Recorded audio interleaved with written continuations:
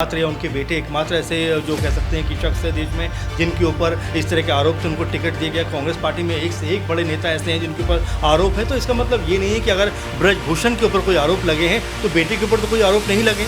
महिला पहलवानों जब यहाँ देश की राजधानी, केंद्रीय राजधानी में जंतर मंतर पर प्रदर्शन कर रहे थे तो उनको घसीटा गया, उन पर तमाम तरीके के इल्जाम लगाए गए। ये बात तक कही गई कि सब जो इल्जाम महिला पहलवान ब्रजभूषण शरण सिंह पर लगा रहे हैं बेबुनियाद हैं। जो लोग यहाँ महिला पहलवानों को कटघरे में खड़े कर रहे थे, अगर वो उनकी स्थिति में होते तो क्या वो उन पर सवाल दागे जाते। और ब्रजभूषण को कहीं ना कहीं राजनीतिकरण दिख रहा था, उसमें कोई सच्चाई नहीं थी। अगर इतनी सच्चाई थी तो कोई प्रूफ क्यों नहीं दिया? ब्रजभूषण खिलाफ के शरण सिंह के खिलाफ कोई सबूत आज तक उन्होंने दिया? अभी कोर्ट में भी केस लंबित है, अभी सुनवाई 7 मई को आने वाली है, तो इसमें विपक्ष के पास कोई प्रूफ है तो दिखा दीजिए।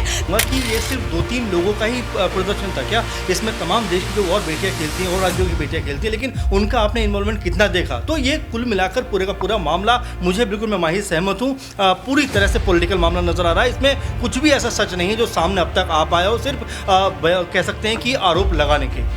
लोगों की बात से बिल्कुल भी इत्तेफाक नहीं रखता, क्योंकि आपने देखा होगा कि जिस तरीके से महिला पहलवानों ने विरोध प्रदर्शन किया, उसके बाद से बीजेपी के जो बड़े बड़े दिग्गज है, हम बात करें महिला और बाल विकास मंत्री स्मृति ईरानी, जो कि हर बात पे राहुल गांधी को कटाक्ष करती हुई नजर आती हैं, क्या उनकी ये जिम्मेदारी नहीं थी कि वो ब्रजभूषण के जिस तरीके से उनके खिलाफ माहौल बन रहा था उसके पक्ष में जो है कहीं ना कहीं बयान देते हुए नजर आए, उस मुद्दे को घेरते हुए नजर आए? ये सिर्फ एक प्रदर्शन की बात नहीं, यहाँ पर किसी की जो छवि है वो भी धूमिल करने का प्रयास किया जा रहा है। और देखिए, दूसरी बात की अभी तक आरोप सिद्ध नहीं हुआ, ये हमें समझना पड़ेगा। अगर कोई भी आरोप सिद्ध होगा तब हम शायद उसके ऊपर इस तरह की बात कर सकते हैं। हाँ, मैं अपने सहयोगी से ये पूछना चाहूँगा कि क्या उनके बात का मतलब ये निकाला जाए कि चुनाव से पहले या चुनावों के दौरान जब मान लीजिए कि एमएसपी का किसानों के लिए सरकार वादा करती है और चुनाव होते ही किसान धरने पर बैठ जाएंगे कि 3 महीने हो गए आपने हमें एमएसपी नहीं दी है। जब चुनाव सर पर आएंगे तभी तो उनके द्वारा किए गए वायदों ने याद दिलाए जाएंगे, चाहे यहाँ पर किसान आंदोलन की बात हो, चाहे यहाँ पर अन्य यहाँ पर तमाम तरह के वायदों की बात हो।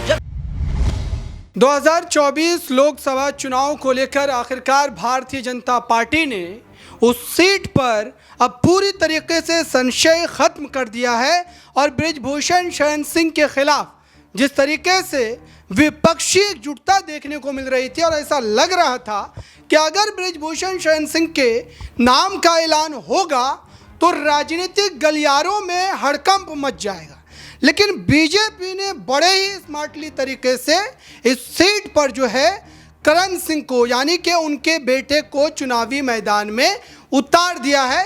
और एक तरीके से आप कह सकते हैं कि ऐसे मामले को अपनाया है कि सांप भी मर जाए और लाठी भी ना टूटे, क्योंकि अब विपक्ष चाहकर के भी इसका विरोध नहीं कर पा रहे। महिला पहलवान वाले मुद्दे को लेकर जिस तरीके से देश में राजनीति गरमाई थी और ब्रजभूषण शरण सिंह को लेकर के ये कहा जा रहा था कि अगर भाजपा ने उन्हें टिकट दिया तो ये भाजपा के लिए एक बड़ी भूल साबित होगी और मात्र उत्तर प्रदेश ही नहीं बल्कि देश के अन्य राज्यों में भी इसका भुगतान जो है राजनीतिक तौर पर उनको भुगतना पड़ सकता है। और इसी बड़े मुद्दे पर आज हम इस बड़े पैनल के साथ चर्चा करेंगे और ये जानने की कोशिश करेंगे कि आखिरकार ब्रजभूषण शरण सिंह के बेटे को उतारना भाजपा के पक्ष में जाएगा या उनके खिलाफ जाएगा। दर्शकों, मेरे साथ एक बड़ा पैनल बैठा हुआ है, तमाम सहयोगी हैं, सबकी अपनी अपनी राय होगी, लेकिन हम समझने का, जानने का प्रयास करेंगे कि आखिरकार इस मुद्दे को लेकर उनकी क्या राय है और 2024 के चुनाव में ये कितना असरदार साबित हो सकता है, खास करके महिला सम्मान वाले मुद्दे को लेकर, जिस पर प्रधानमंत्री से लेकर देश के गृह मंत्री और भाजपा के वो तमाम शीर्ष के बड़े नेता लगातार वोट मांगते हुए नजर आते हैं। मेरे साथ अमन जी है। आपको क्या लगता है, क्या वाकई भारतीय जनता पार्टी जो ये बड़ा खेला की है उत्तर प्रदेश में, इसको लेकर के क्या वाकई कैसरगंज सीट पर जो है भाजपा को फ़ायदा मिलने वाला है या इसका नुकसान होने वाला है? और सबसे बड़ा सवाल इससे जुड़ा हुआ ये भी है कि वो भाजपा जो महिला सम्मान की बात लगातार धड़ल्ले से करती चली आ रही है 2014 से लेकर अब तक, आखिरकार इस चुनाव में उन्होंने महिला सम्मान की बात को पीछे क्यों रखा है? इसके पीछे क्या देखिए बिल्कुल अबरार, मुझे लगता है आप तो ऐसी बात करें जैसे कि इससे पहले किसी के ऊपर आरोप लगे नहीं हैं, किसी को ऐसा टिकट मिला नहीं है। ब्रजभूषण एकमात्र या उनके बेटे एकमात्र ऐसे जो कह सकते हैं कि शख्स है देश में जिनके ऊपर इस तरह के आरोप थे, उनको टिकट दिया गया। कांग्रेस पार्टी में एक से एक बड़े नेता ऐसे हैं जिनके ऊपर आरोप है। तो इसका मतलब ये नहीं है कि अगर ब्रजभूषण के ऊपर कोई आरोप लगे हैं तो बेटे के ऊपर तो कोई आरोप नहीं लगे, और ऐसा बारंबार देखा गया है। जब टिकट इस तरह के मिले तो इस पर मुझे लगता है हो हल्ला करना उतना उचित नहीं है, क्योंकि ब्रजभूषण को लेकर सारी लड़ाई थी। सारा का सारा जो फोकस था ब्रजभूषण के ऊपर था कि उनको टिकट नहीं मिलना चाहिए, तो बीजेपी ने देखिए उनको टिकट नहीं दिया। तो ऐसे में मुझे लगता है विपक्ष के पास ये तो अमन जी इंटरप्ट करना चाहूंगा मैं कि ये तो ऐसी ही बात हो गई कि आप कान इधर से पकड़िए या उधर से पकड़िए। अगर उनके बेटे को टिकट मिला है तो मान करके चलिए कि ब्रजभूषण जी को टिकट मिला है और उस सीट पर उन्हीं का राजनीतिक दबदबा है, तो इसको कैसे डिफेंड करें? देखिए बिल्कुल, और ये कोई बड़ी बात नहीं है देखिए अबरार, क्योंकि अगर देखा जाए बाप ने अगर कोई कसूर किया है या नहीं किया, क्योंकि अभी तक वो सिर्फ इस पूरे मामले में आरोपी हैं, अपराधी नहीं है, हमें ये नहीं भूलना चाहिए। और देखिए बीजेपी ने उनको टिकट नहीं दिया, यही लड़ाई थी ना सारी विपक्ष की कि उनको टिकट नहीं मिलना चाहिए, तो नहीं मिला। तो ऐसे में मुझे लगता है विपक्ष के पास कोई मुद्दा है नहीं, बिला वजह का मुद्दा बनाकर कहीं ना कहीं बीजेपी को घेरने का प्रयास किया जा रहा है। अक्षय है मेरे साथ। अक्षय, क्या वाकई विपक्ष के पास मुद्दा नहीं है? विपक्ष मुद्दा विहीन हो चुका है और तभी जाकर के अब तक 2014 की उन बातों को लेकर के लगातार जनता के बीच जाकर वोट मांगने की कोशिश कर रहा है, चाहे वो 2 करोड़ की नौकरी हो चाहे 15 लाख अकाउंट में आने वाली बात हो, क्योंकि उसका स्पष्टीकरण किया जा चुका है कि 15 लाख रुपए जुमला था। और आज जब कानून में पूरी तरीके से तमाम दस्तावेजों को रख करके इस बात पर चर्चा चल रही है, कोर्ट में सुनवाई चल रही है, तब भी आप लोगों को कोर्ट पर भरोसा क्यों नहीं है? आप क्यों ब्रजभूषण शरण सिंह को लेकर के सड़कों पर उतर करके वावेला मचाते हुए नजर आ रहे हैं? क्या ये आपको जो उचित लगता है लोकतांत्रिक व्यवस्था? देखिए, देश के गृह मंत्री खुद अमित शाह भरे मन से इस बात को कह चुके हैं कि सभी लोगों के अकाउंट में 15 लाख रुपए जमा करना महज एक जुमला था। मैं सवाल इस बात को व्याकरण के तौर पर आप कह सकते हैं कि विस्तार रूप से समझाने की कोशिश की, लेकिन फोकस आप इस बात पर रखिए कि आखिरकार ब्रजभूषण शरण सिंह के खिलाफ आपका विरोध इतना क्यों है? क्यों आप उसके पीछे पड़े हुए हैं? अब तो भाजपा ने पूरी तरीके से मामला ही क्लियर कर दिया। हाँ देखिए अबरार, ये पीछे पड़ने वाली स्थिति नहीं है। आप देखिए मामला क्या था। महिला पहलवानों जब यहाँ देश की राजधानी, केंद्रीय राजधानी में जंतर मंतर पर प्रदर्शन कर रहे थे तो उनको घसीटा गया, उन पर तमाम तरीके के इल्जाम लगाए गए। ये बात तक कही गई कि सब जो इल्जाम महिला पहलवान ब्रजभूषण शरण सिंह पर लगा रहे हैं बेबुनियाद हैं। जो लोग यहाँ महिला पहलवानों को कटघरे में खड़े कर रहे थे, अगर वो उनकी स्थिति में होते तो क्या वो उन पर सवाल दागे जाते? और ब्रजभूषण शरण सिंह की स्थिति देखिए, यहाँ पर तमाम तरीके के उन पर आरोप लगे, उसके बाद भी आप उनका अगर व्यवहार देखेंगे, उनका जो रुख देखेंगे, वो पूरा कड़ा यहाँ पर नजर आ रहा था। बिल्कुल भी इस बात को किसी भी हद तक स्वीकारते नजर नहीं आ रहे थे। साथ ही आप देखिए जो महिला पहलवानों ने आरोप लगाए थे और उन्हें समर्थन कुछ हद तक भी नहीं मिला। अगर सरकार यहाँ पर जिम्मेदाराना पना अपना निभाती तो सबसे पहले ब्रजभूषण शरण सिंह को। अक्षय, मैं इंटरप्ट करना चाहूंगा। आपने जिक्र किया कि वहां पर वो विरोध कर रहे थे, लेकिन जो तस्वीरें निकल करके सामने आ रही थी, जिस तरीके से आप कह सकते हैं कि नेताओं का आगमन हो रहा था, आप तो भाजपा के खिलाफ, सरकार के खिलाफ विरोध करने का एक अड्डा बना रहे थे उसको। और जिस तरीके की तस्वीरें निकल करके आ रही थी, क्या ये विरोध प्रदर्शन पहलवानों का था तो वहां पर बाहरी लोगों का आगमन क्यों हुआ और आपने इसको राजनीतिकरण क्यों करने दिया? इस पर आपका क्या राय है? देखिए, लोकतंत्र में हर किसी को अधिकार है अपने यहाँ पर व्यवहार, एक्सप्रेशन ऑफ, यहाँ पर हर तरह के एक्सप्रेशन यहाँ पर व्यक्त करने का। और अगर यहाँ पर महिला पहलवान विरोध कर रहे थे और उनके समर्थन में कुछ यहाँ विपक्षी दल के नेता आ भी जाते हैं तो सीधा यहाँ पर राजनीतिकरण का आरोप लगा दिया जाता है। तो इसका मतलब तो ये हो जाए कि अगर यहाँ पर सरकार के खिलाफ किसी भी प्रकार का विरोध कहीं पर भी चल रहा है तो उसे कोई भी समर्थन नहीं दे सकता। अगर कोई उसे समर्थन देने जाएगा तो सीधे तौर पर उस पर राजनीतिकरण करने का आरोप लगा दिया जाएगा। और आप देखिए कि पहलवान यहाँ पर हर प्रकार, या कोई भी खिलाड़ी हो, केवल पहलवानों की बात नहीं है, यहाँ पर देश का नाम रोशन करते हैं। आकाश, मैं रुकना चाहूंगा। माही, आपसे समझना है मुझे कि आखिरकार जो महिला पहलवानों के सम्मान की बात लगातार की जाती रही है, भारतीय जनता पार्टी इस पूरे मामले को भुनाने का प्रयास करती है। देश के प्रधानमंत्री उन पहलवानों को मेडल मिलने के बाद उनके साथ तस्वीरें खिंचवाते हैं, लेकिन जब उनके सम्मान की बात आती है, जब वो सड़कों पर निकलकर महीनों भर प्रदर्शन करती है, तब क्या प्रधानमंत्री या भाजपा की सरकार सो जाती है? और अब 2024 के लोकसभा चुनाव को लेकर जब आपने टिकट दे ही दिया है तो आप कैसे डिफेंड करेंगे? एक महिला सम्मान के खिलाफ बात करने वाले व्यक्ति के घर के एक पुत्र को आपने टिकट दिया, उनके बेटे को आपने टिकट दिया है, अब कैसे डिफेंड करेंगे? तो विपक्ष तो जो सवाल पूछ रहा है वो वाजिब सवाल है, उचित सवाल है, इस पर आपको जवाब देना पड़ेगा। देखिए, विपक्ष जिस तरीके से ये सवाल जवाब करने की कोशिश कर रहा है, लेकिन जिस तरीके से महिला पहलवानों ने धरना प्रदर्शन किया वो कहीं ना कहीं राजनीतिकरण दिख रहा था, उसमें कोई सच्चाई नहीं थी। अगर इतनी सच्चाई थी तो कोई प्रूफ क्यों नहीं दिया? बृजभूषण खिलाफ के शरण सिंह के खिलाफ कोई सबूत आज तक उन्होंने दिया? अभी कोर्ट में भी केस लंबित है, अभी सुनवाई 7 मई को आने वाली है, तो इसमें विपक्ष के पास कोई प्रूफ है तो दिखा दीजिए। तो ऐसे में अगर किसी की छवि खराब करना और कहीं ना कहीं बृजभूषण माही ये जो बातें कही जा रही है पहलवानों के द्वारा कि तंत्र आपका, एजेंसी आपकी, पुलिस वाले आपके, और आप कैसे जांच पूरा होने देंगे? इतने विरोध के बाद तो आपने बृजभूषण शरण सिंह को उनके पद से हटाया है, और फिर उसके बाद अब देखिए कि उत्तर प्रदेश के कुश्ती संघ में आपने उनके बेटे को ही अध्यक्ष बना दिया। तो कैसे आप ही तंत्र पर कब्जा करके रखिए और आप ही बोलिए कि हम आपका इंसाफ करेंगे? कैसे आप पर भरोसा करेंगे? देखिए, तंत्र पर कब्जा करने वाली यहाँ कोई बात नहीं है। अगर कोई एक नेता है जिसकी छवि चाहे उसके क्षेत्र में हो, एक नेता की पहचान उनकी जनता के साथ होती है, और बृजभूषण शरण सिंह की जनता उनके साथ है और कहीं ना कहीं उनके साथ जुड़ी हुई है। उसमें अगर कोई भी ऐसा मतभेद देखने को मिलता तो सबसे पहले जनता विरोध करती। महिला पहलवानों के खिलाफ महिलाएं खुद उठकर सामने आती, और कहीं ना कहीं जिसमें आपने तमाम निर्भया कांड आपने देखा, उसमें कितनी तमाम महिलाएं निकलकर सामने आई थी, क्योंकि वो गलत हुआ था, लोगों ने उसका विरोध किया था। लेकिन आप एक बार देख लीजिए, एक सिंगल केस बता दीजिए जो बृजभूषण शरण सिंह के खिलाफ कोई उठकर आया हो। ये महिला और देखिए बिल्कुल अबरार, मैं इसमें जोड़ना चाहूंगा कि ये सिर्फ 2-3 लोगों का ही प्रदर्शन था क्या? इसमें तमाम देश की जो और बेटियां खेलती हैं और राज्यों की बेटियां खेलती हैं, लेकिन उनका आपने इन्वॉल्वमेंट कितना देखा? तो ये कुल मिलाकर पूरे का पूरा मामला, मुझे बिल्कुल, मैं माही सहमत हूँ, पूरी तरह से पॉलिटिकल मामला नजर आ रहा है। इसमें कुछ भी ऐसा सच नहीं है जो सामने अब तक आ पाया हो, सिर्फ कह सकते हैं कि आरोप लगाने के। अच्छा सिराज, मैं आपसे जवाब लूंगा। सिराज, आपसे मैं समझना चाहूँगा ओपनिंग बाइट आपकी कि आखिरकार क्या ये जो पूरा का पूरा मामला हमें देखने को मिला और जिस तरीके से महिला पहलवान इकट्ठा हुई थी, क्या एक राजनीतिक एजेंडा था? क्या राजनीतिक वेंडेटा के तहत ये पूरा का पूरा आंदोलन जो है वो स्क्रिप्टिंग के तहत किया जा रहा था?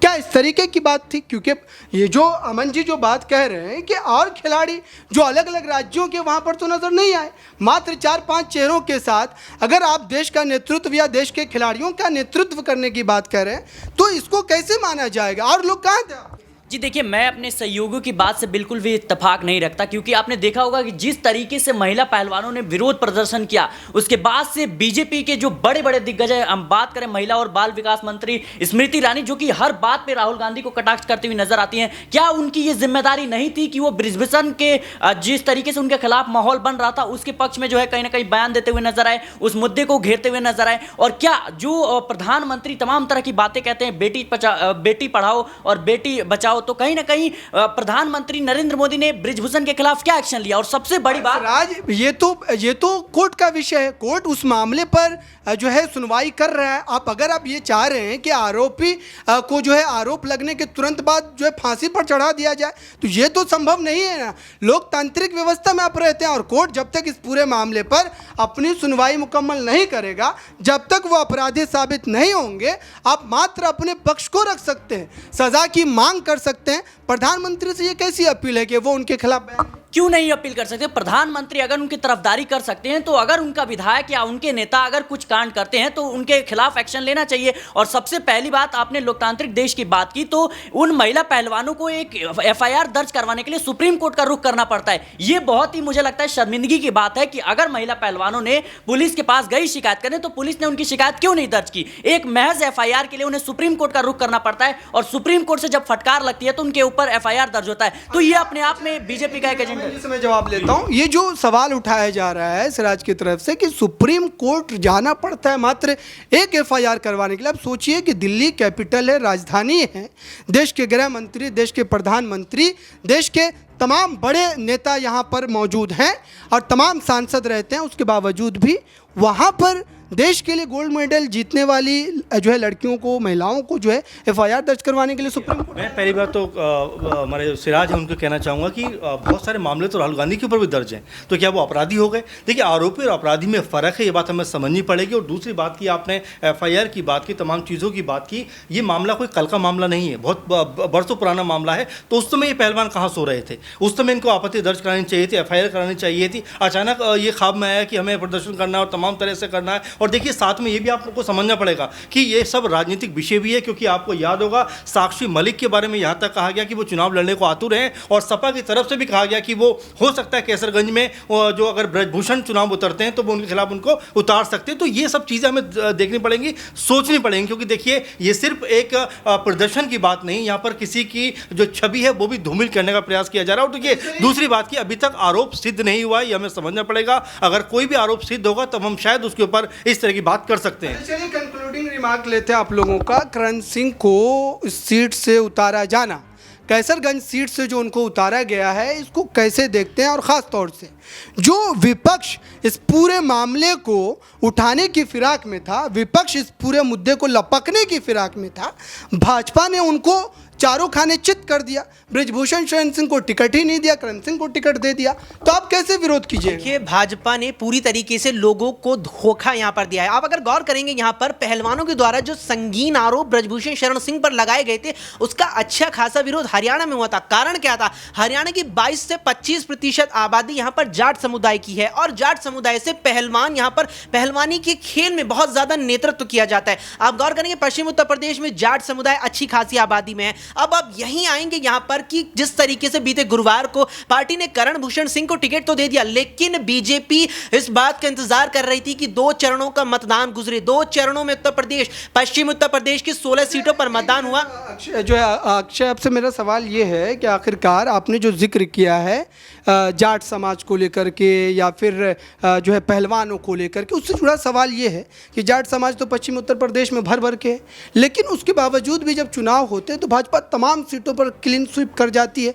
तो भाजपा के खिलाफ जो आपका वो जो है शोला या फिर आपके अंदर जो आग लगी हुई है, वो चुनाव के समय कहाँ चली जाती है? भाजपा तो तमाम सीटें जीत जाती है आसानी से। तो कैसे आप पर भरोसा किया जाए? और महिला पहलवानों के हक की जब आप बात करते हैं तो वोट के तौर पर या फिर जब आप अपने मताधिकार का इस्तेमाल करते हैं, तब वो चीज़ें कहाँ चली? भाजपा तो तमाम जो है सीटों पर क्लीन स्वीप करती है। आपकी राय क्या है? देखिए, केवल एक समुदाय के एक राजनीतिक पार्टी को विरोध करने से, उसके क्लीन स्वीप करने से जोड़ा किसी भी हालत में जोड़ा नहीं जा सकता। आप देखेंगे, पश्चिम उत्तर प्रदेश की जैसे बात चली है, तो इनाम चुनावों में राजपूत समुदाय का विरोध बीजेपी को लेकर देखने को मिला, लेकिन जो राजपूत बहुल्य क्षेत्र है वहां का मतदान प्रतिशत कम रहा। यानी कि अगर मतलब ये नहीं है कि कोई समाज बीजेपी से यहां नाराज है तो वो बीजेपी को वोट ना करके विपक्ष को वोट करेगा। ऐसा बहुत देखने को मिलता है कि वो समाज वोट ना करने का ही निर्णय लेता है, यहां वोट का ही बहिष्कार कर देता है, जो फायदा विपक्ष जुटाने में नाकाम रहता है। और यही कारण कहीं ना कहीं है जो बीजेपी फायदा यहां पर चुनावों के बाद, मतदान जब होता है या मतदान के बाद जब मतगणना होती है, वहां निकाल पाती है। एक मिनट में फिर आपके पास आऊंगा, लेकिन अमन जी, समझने वाली बात यह है कि आखिरकार जो लगातार इस पूरे मामले को लेकर इतना ज़्यादा सियासी बवाल मचा हुआ है, भाजपा पर ये आरोप तो लगातार लग रहे हैं कि कांग्रेस को छोड़कर, एनसीपी को छोड़कर, शिवसेना को छोड़कर आप भाजपा में चले जाइए, आप कितने बड़े भी अपराधी रहेंगे, वॉशिंग मशीन में आपको धोकर साफ कर दिया जाएगा।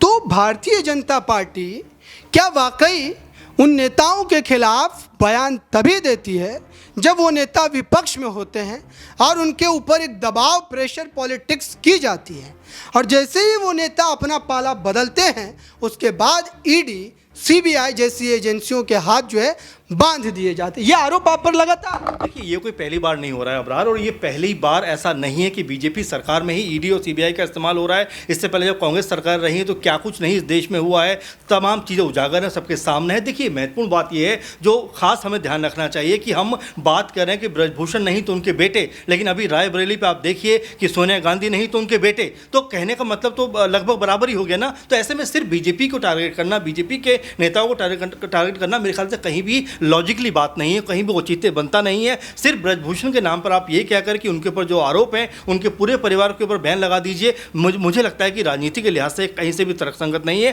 क्योंकि आरोप तो राहुल गांधी के ऊपर भी लगे हुए हैं। तो इसका मतलब क्या वो चुनाव में नहीं जाएंगे और जा रहे हैं? तो ये जो तमाम बातें कही जा रही हैं, विपक्ष के पास मुझे लगता है कि मुद्दा कोई बचा नहीं है, सिर्फ ब्रजभूषण ब्रजभूषण ब्रजभूषण, इससे आगे वो कुछ सोच नहीं पा रहे हैं। अच्छा माही, ब्रजभूषण शरण सिंह के खिलाफ जो विपक्ष आज बबूला हो रहा है या फिर इस पूरे मामले को लेकर के जो इतनी जो है अपनी आवाज़ को बुलंद कर रहा है, क्या इन सब बातों का कैसरगंज सीट पर कोई फ़र्क पड़ पाएगा, किसी तरीके का इफेक्ट जो है वो पड़ पाएगा? क्योंकि देखिए, विपक्ष की तरफ से भी वहाँ पर अखिलेश यादव की बात करें या फिर इंडिया गठबंधन की बात करें, वो पूरी तरीके से ताल ठोक रहे हैं और एक एक आप कह सकते हैं कि मोर्चों पर आपको घेरने का पूरी तरीके से प्लानिंग जो बना करके रखा गया है। तो इस सीट को निकाल पाना इतना ज़्यादा आसान नहीं रहने वाला है। करण सिंह को भले ही आपने टिकट दिया है, लेकिन उसके बावजूद भी मामला कांटे का है।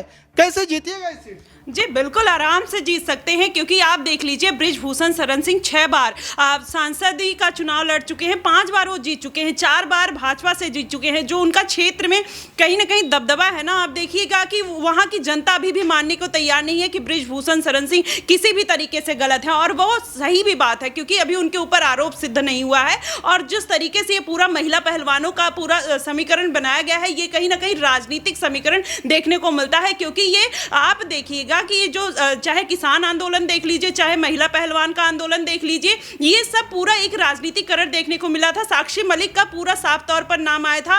बजरंग पुनिया की एक रिकॉर्डिंग आपने देखा होगा, बीच में वायरल हुई थी, जिसमें तमाम तरीके की चीजें निकलकर सामने आई थी। उसमें चेहरा सामने आ गया था, तभी ये आंदोलन दबता हुआ नजर आया। अभी आपने किसान आंदोलन देखा, चुनाव से पहले ये सारी चीजें क्यों निकल कर आती है, फिर अचानक से समाप्त हो जाती है? क्या किसानों के मुद्दे खत्म हो जाते हैं? तो ऐसा इस पर जो अक्षय से जवाब लेते, क्या कहेंगे आप? जो बातें उठा रही है माही, इसमें तो सच्चाई है। चुनाव से पहले आपने आंदोलन शुरू किए और अचानक से वो बंद हो गए। और अब आपकी क्या प्लानिंग है कैसरगंज सीट पर? क्योंकि भाजपा ने तो आपको जो है जो आप जोरदार एक तरीके से आप कह सकते हैं तमाचा मार दिया है, और ब्रिजभूषण शरण सिंह के इंतजार में जो आप बैठे थे, उन्होंने आपके साथ बड़ा खेला कर दिया। हाँ, मैं अपनी सहयोगी से ये पूछना चाहूँगा कि क्या उनके बात का मतलब ये निकाला जाए कि चुनाव से पहले या चुनावों के दौरान जब मान लीजिए कि एमएसपी का किसानों के लिए सरकार वादा करती है और चुनाव होते ही किसान धरने पर बैठ जाएंगे कि 3 महीने हो गए आपने हमें एमएसपी नहीं दी है। जब चुनाव सर पर आएंगे तभी तो उनके द्वारा किए गए वायदों ने याद दिलाए जाएंगे, चाहे यहाँ पर किसान आंदोलन की बात हो, चाहे यहाँ पर अन्य यहाँ पर तमाम तरह के वायदों की बात हो। जब चुनाव यहाँ पर आ रहे हैं, लगभग बीच में 3.5-4 साल 4.5 साल का वक्त बीच में गुजरा है, तो कहीं ना कहीं लोगों ने, कहीं ना कहीं किसानों ने, जनता ने सरकारों को समय दिया है कि आपने जो वायदे किए थे उन्हें पूरा किया जाए। अब चुनाव आ गए हैं, अब हम आए हैं अपने वायदों को याद दिलाने के लिए। तो क्या इसका मतलब यह निकाला जाए कि सरकार बनते ही या चुनाव होते ही वायदे के 1 महीने के भीतर ही अपना आंदोलन शुरू कर दिया जाए? अच्छा सिराज, किसानों को लेकर के भाजपा जो सरकार है केंद्र की, वो तो ये कह रही है कि तमाम जो योजनाएं हैं वो किसानों को पहुंचाने की कोशिश की गई है, और जो उनका मैनिफेस्टो है उसमें साफ तौर पर इस बात को दर्ज किया गया है कि किसानों को लेकर के जो मिनिमम समर्थन मूल्य है उसको बढ़ाया जाएगा, उस पर काम किया जाएगा। तो आप लोगों को भरोसा क्यों नहीं है? आप लोगों ने कौन सा चश्मा पहना? आप लगातार विरोध ही क्यों करते चले जा रहे हैं? इन बातों को समझने के लिए, इन बातों पर चर्चा करने के लिए सरकार के साथ जो है बैठ करके बातचीत करके इस मसले का हल करने की आप कोशिश क्यों नहीं करते? जी देखिए, करनी और कथनी में फ़र्क होता है। और जिस तरीके से भाजपा ने साल 2019 के चुनाव में इस मुद्दे को उठाया था, कहीं ना कहीं अब उसको जुमला करार दिया जाए तो इसमें कोई भी गलत कहना नहीं होगा। क्योंकि जिस तरीके से किसानों के साथ भारतीय जनता पार्टी ने धोखा किया, अपने आप में कई बड़े सवाल हैं। अगर भाजपा सरकार किसानों की इतनी हितैषी है तो फिर उनके रास्तों पर कांटे क्यों बिछाए गए? क्या वो जो किसान थे वो पाकिस्तान से आए थे? क्या सिराज, ये तो इस कानून व्यवस्था आपको चाहिए कि नहीं चाहिए? अगर दिल्ली में कानून व्यवस्था अगर दुरुस्त रखनी है तो जाहिर सी बात है कि प्रशासन की जिम्मेदारी है। अगर आप हुड़दंग मचाएंगे किसी सोसाइटी में जाकर, किसी मोहल्ले में जाकर, हाईवे पर, तो आपको रोका जाएगा। ये तो सरकार की जिम्मेदारी है, सरकार को इसलिए चुना जाता है। तो आप इस पर कैसे सवाल खड़े कर? सरकार जब जवाबदेही उसकी नहीं बनती है तभी प्रदर्शन होता है। अगर जो सरकार है किसानों के हक में अगर फैसले करे, किसानों के साथ बातचीत करे, तो मुझे नहीं लगता कि आंदोलन की जरूरत पड़ेगी। और पहली बात तो देश किसानों का है और ये हम सबका देश है, तो किसान जो है आंदोलन करेंगे और जब सड़कें जाम करेंगे या किसी ऐसी व्यवस्था को कह सकते हैं कि पस्त करेंगे तभी सरकार पर दबाव बनेगा। और जिस तरीके से किसानों की मांग थी, कहीं ना कहीं अपने आप में एक बड़ा सवाल है कि आपने उनके रास्तों पर कील ठोके, आपने वहां पे आंसू गैस के गोले छोड़े। क्या वो किसान जो है किसी और देश से आए थे? क्या वो किसी और देश की मांग कर रहे थे? तमाम सवाल है कहीं ना कहीं भारतीय जनता पार्टी पर उठते हैं कि आपने जब चुनाव के दौरान किसानों के हक की बात की थी तो आखिर वो वादे और वो जुमले आप क्यों भूल गए? ये अपने आप में कई सवाल है। बिल्कुल दर्शकों, ये तमाम बड़े सवाल है, अनेक सवाल है। 2024 का रन है। तमाम पॉलिटिकल पार्टीज, राजनीतिक दल इस समय कई मुद्दों को लेकर के आपके घरों तक पहुंचेंगे, आपके मोहल्लों तक पहुंचेंगे और आपको कन्विंस करने की कोशिश करेंगे। लेकिन आप समझिए कि लोकतांत्रिक व्यवस्था में अपने मताधिकार की ताकत को समझिए। और जिस तरीके से इस समय चाहे वो बृजभूषण शरण सिंह का मामला हो, महिला सम्मान का मामला हो, एमएसपी का मामला हो, देश की सुरक्षा का मामला हो, आपके लिए कौन से मामले अहम हैं और किन मुद्दों पर आप वोट करने जा रहे हैं? क्या इस सरकार को रिपीट करना है जो 10 सालों से चली आ रही है, या परिवर्तन ज़रूरी है? ये आपके ऊपर मैं छोड़ता हूँ। इस प्रोग्राम के बारे में आपकी राय क्या है? कमेंट बॉक्स में ज़रूर बताएं और जुड़े रहें नेक्स्ट 9 न्यूज़ के साथ।